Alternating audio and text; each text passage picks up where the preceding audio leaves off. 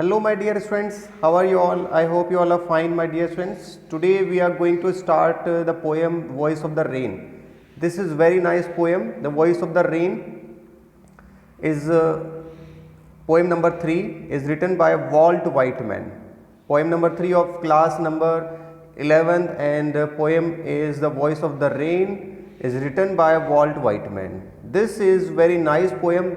इस पोएम में हमें जो पोइट है वो ये बताते हैं कि किस तरह से जो पोइट है वो बातचीत कर रहे हैं। ये इमेजिनेटिव मीटिंग है विद द रेन। ये क्या है? Imaginative meeting with the rain. ठीक है, चलिए स्टार्ट करते हैं the voice of the rain. देखिए, ध्यान दीजिए। हु आर्ट दो, यहाँ पर कवि जो है वो बारिश की बूंदों के साथ, वर्षा के साथ अपनी काल्पनिक मुलाकात का वर्णन कर रहा है और बोलता है सॉफ्ट फॉलिंग शॉवर, जो बारिश की कोमलता पूर्वक गिरती हुई जो बूंदे हैं उनसे वो प्रश्न करता है कि वो कौन है। Which strange to tell and give me an answer, और वो वर्षा की जो बूंदे हैं मुझे क्या करती हैं? जवाब देती हैं। क्या जवाब देती हैं? I am the poem the earth. तो वो जवाब देती है, यानी एक अजीब भाषा में वो बात करने लगती हैं और वो क्या बोलती हैं कि जिसे केवल कवि समझ पाता है। वो जवाब देती हैं कि I am the poem of the earth, कि वो बोलती है कि मैं इस धरती की एक कविता हूँ। Said the voice of the rain. वर्षा ने क्या कहा कि मैं इस धरती की क्या हूँ? कविता हूँ। कवि वर्षा के साथ अपनी काल्पनिक बातों को जो है उसमें बता रहा है और डिस्क्राइब कर रहा है उस इमेजिनेटिव मीटिंग को, जो कोमलता पूर्वक गिरती हुई बूंदों के साथ बता रहा है कि विच स्ट्रेंज, और कवि के लिए बड़ा अजीब है क्योंकि उसने, वर्षा ने मुझे आंसर दिया, जवाब दिया। एंड हियर ट्रांसलेटेड, और क्या किया? ट्रांसलेटेड का मतलब क्या है? ट्रांसलेटेड यानी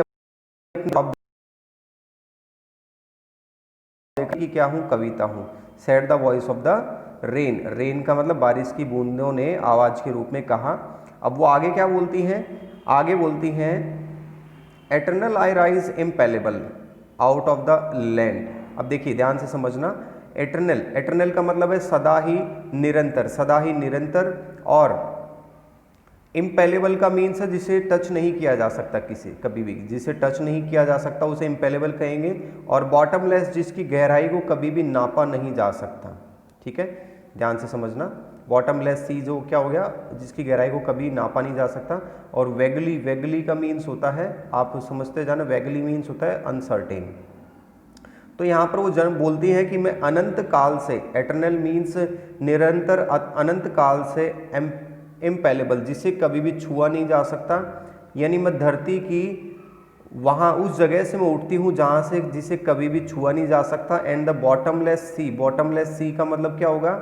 एक ऐसा अनंत समुद्र जहाँ जिससे कभी भी छुआ नहीं जा सकता, जिसे कभी भी नापा नहीं जा सकता, मैं वहाँ से जन्म लेती हूँ। यहाँ पर वर्षा की बूंदें बोलती है कि मेरा जन्म कहाँ से होता है? मेरा वहाँ पर धरती जहाँ से इम्पेलेबल आउट, जिसे कभी भी छुआ नहीं जा सकता, वहाँ से मेरा जन्म होता है। और बॉटमलेस सी, जो कि अथाह समुद्र से मैं जन्म लेती हूँ, ऊपर आकाश के ऊपर उठ करके, अपवर्ड टू हेवन, और ऊपर आकाश के ऊपर उठ करके ऊपर जाती हूँ। अपवर्ड टू हेवन, आकाश की ओर ऊपर उठ करके जाती हूँ। वेंस, और वेंस का मतलब जहाँ से, vaguely from all together change and yet the same. और यहाँ पर वो बोलती हैं कि जहाँ से अस्पष्ट रूप धारण करके, वेगली का मतलब होता है अस्पष्ट, अनश्योर, एक अस्पष्ट रूप धारण करके, बिल्कुल चेंज होकर के, परिवर्तित होकर के किसी भी रूप में वह वापस वैसे ही बनी रहती हूँ। रिपीट कर रहा हूँ बच्चों, यहाँ से बिल्कुल ध्यान से सुनना कि कवि जो है वो वर्षा से पूछता है कि तुम कौन हो? तो said I to the soft falling shower, मैं वर्षा की कोमलता पूर्वक गिरती हुई बूंदों से बोलता हूँ कि आप कौन है? Which strange to tell and give me an answer, उसने मुझे जवाब दिया। हेयर ट्रांसलेटेड, मुझे भाषा के अंदर रूपांतरित करते हुए कहा कि मैं पोएम द अर्थ हूँ, इस धरती की कविता हूँ। और मैं कहाँ से जन्म लेती हूँ? उस धरती से, जमीन से निरंतर, और उस अथाह समुद्र से मैं जन्म लेती हूँ और वहाँ से ऊपर आकाश की ओर चली जाती हूँ, वहाँ से अस्पष्ट रूप धारण करके और बिल्कुल परिवर्तित रूप होकर के मैं बिल्कुल उसी रूप में वैसे ही बनी रहती हूँ सदा। ठीक है मेरे बच्चों, ये था हमारा फर्स्ट स्टैंजा। अब आगे देखिए बच्चों, आगे है I descend to lave the, ये वाला हम समझने वाले हैं। I descend to lave the drought atomies dust layer of the globes. देखिए आई डिसेंड का मतलब होता है नीचे उतरना। अब वो बोलती है कि सूखे स्थान जो है ना, descend to leave the drought, सूखे स्थान जो है एटॉमीज का मतलब क्या है यहाँ पर बच्चों? एटॉमीज का मतलब है सूक्ष्म कण जो होते हैं ना, छोटे छोटे। और dust layer of the globe, globe यहाँ पर है धरती, और डस्ट लेयर का मतलब है जो सूखी जो परत है। वो बोलती है कि मैं जो सूखे जितने भी स्थान हैं, सूक्ष्म कण जो हैं, एटॉमीज हैं, और धूल की जो लेयर जो जमी हुई है धरती पर, इन सब में क्या होते हैं? All that in them without me were seed only. ये सारी जो जगह है ना, ये केवल क्या होती है? मेरे बिना सब केवल बीज होते हैं। क्या होते हैं? बीज। यहाँ पर रेन बोलती है कि जितनी भी सूखी जगह हैं, सूक्ष्म कण है, dust layer of the globe है, धरती की जितनी भी जो जगह हैं, वहाँ पर केवल और केवल ये सब मेरे बिना क्या है? एक बीज है। एंड लेटेंट अनबॉर्न, और ये हमेशा, लेटेंट का मतलब होता है बिना स्प्राउट हुए, अनस्प्राउटेड। ये मेरे बिना क्या रहते हैं? अजन्मे रहते हैं। कभी भी ये मेरे बिना क्या रहेंगे? जन्म नहीं लेते। मैं सिर्फ क्या करती हूँ? For ever by day and night मैं जाती हूँ हमेशा। जब भी मेरा आगमन होता है तो I give back life to my own origin. मेरा जो खुद का जो जीवन होता है, यानी ये बोलती है कि मैं वापस ही जितनी भी जगह हैं यहाँ पर हमेशा मैं दिन रात अपने ही जन्म स्थान को जीवन लौटाती रहती हूँ। यहाँ पर कहने का मतलब है कि मेरी खुद की जगह है, यानी धरती जो है, उस धरती से ही तो मेरा आगमन होता है, और उस धरती पर ही मैं वापस जा कर के, और सभी ये जो सूखी जगह होती है, पेड़ पौधे जितने भी पत्ते वगैरह होते हैं, जितने भी सारी जगह होती है, उनको मैं मेरी बारिश की बूंदों से उनको लाइफ मिलती है। ओके, सो मेरा जो ओरिजिन है, to my own origin it I give to again give back life to my own origin. Okay, and make pure and beautify it, और दोबारा मेरे जीवन स्थान पर मैं लौटती हूँ और उसे शुद्ध बना देती हूँ। क्या बना देती हूँ? शुद्ध, और ब्यूटीफाई बना देती हूँ। क्या बना देती हूँ? ब्यूटीफाई। ब्यूटीफाई का मतलब उसे और सुंदर बना देती हूँ। ठीक है, अब यहाँ पर आगे, यहाँ तक क्लियर हो गया? अब समझिए ध्यान से। देखिए अब जो लास्ट की लाइन है हमारे लिए, वो क्या बताना चाह रही है इस पोएम में?